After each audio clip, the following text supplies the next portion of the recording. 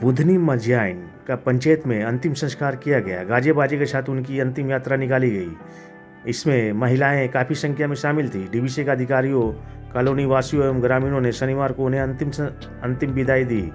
उनके शव को फूल माला से सजाकर डीवीसी के संयुक्त प्रशासनिक भवन लाया गया, जहां डीवीसी के अधिकारियों ने श्रद्धांजलि दी। इसके बाद गाजे बाजे के साथ उनकी अंतिम यात्रा निकाली गई, जहां जगह जगह लोगों ने नम आंखों से बुधनी मज्याइन को श्रद्धांजलि दी। इसके बाद अंतिम संस्कार के लिए दामोदर नदी तट पर लाया गया। उनके नाती बापी दत्त ने उन्हें मुखाग्नि दी। आपको बता दें कि बीते 6 दिसंबर 1959 को देश के पहले प्रधानमंत्री पंडित जवाहरलाल नेहरू के साथ डीवीसी पंचायत डैम का उद्घाटन कर देश भर में चर्चित, और इसी दौरान उन्हें माला पहनाने के कारण आदिवासी समाज से बहिष्कृत बुधनी मज्याइन का शुक्रवार की देर रात निधन हो गया। डीवीसी के पंचायत हिल हॉस्पिटल में उन्होंने अंतिम सांस ली। वह 85 वर्ष की थी, कई महीनों से बीमार चल रही थी। बुधनी का पैतृक भवन तत्कालीन मानभूम जिले के खैरबना में था, जो डैम निर्माण के दौरान पूरी तरह से विस्थापित हो गया था।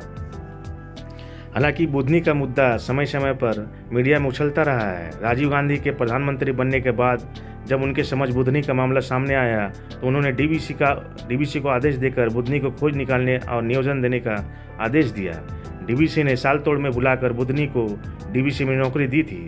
सेवानिवृत्ति के बाद वह सालतोड़ में ही रह रही थी। बुधनी की एक पुत्री रत्ना दत्ता है। रत्ना की शादी हो चुकी है।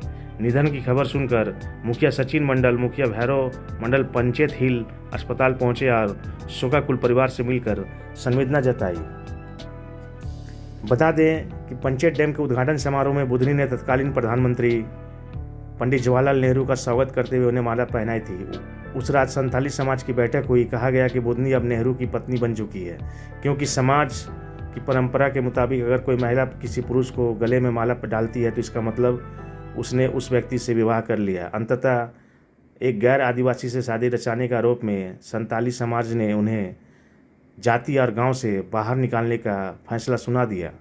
वह बगल के पुरुलिया जिले के सालतोड़ रघुनाथपुर में रहने लगी। सालतोड़ के सुधीर दत्त से उनकी मुलाकात हुई और बुधनी ने सुधीर दत्त से विवाह कर लिया। বুধনি মজ্যাইন আপনি কে? আপনি মেয়ে? আচ্ছা, ওনার সাথে সেদিনে কি হয়েছিল, যে মালা বদল কিভাবে হয়েছিল এটা একটু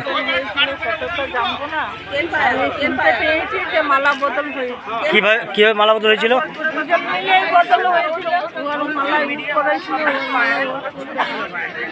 ও দুজনে উনি ইয়াকে মালা হয়েছিল।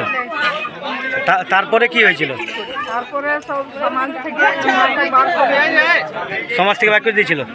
তারপরে যেখানে সেখানে খেতে খেয়ে তারপরে না বিয়ে শাদী হয়ে আমি হয়েছি। তারপরে বিয়ে কার সাথে বিয়ে হয়েছিল? কি নাম তোমার বাবা? হ্যাঁ, সুধীর দত্ত। আপনার নামটা কি হলো? আমার রত্ন দত্ত। আচ্ছা, এরপর আপনার মানে জীবিকা কিভাবে চলবে? ওইটাই আপনার কি করতে পারেন। আপনার স্বামী কি করে? কিচ্ছু করে বেকার লোক। এমন করে বিয়েতে আমি মার খাচ্ছি। আপনার নামটা কি হলো? রত্ন দত্ত। আচ্ছা, আপনার মায়ের সাথে যেরকম হয়েছিল সেটা কি সেটা মানে কি বলে সেটা পাওয়া গেছে, যেটা ওর অধিকার ছিল পাওয়ার? না, ওগুলো কিচ্ছু করে না। খালি মায়ের চাকরি ও ছেলেকে দিয়ে। আচ্ছা, আপনারা কজন ভাই বোন? আমি একাই? আচ্ছা, এখন আপনি কি চান?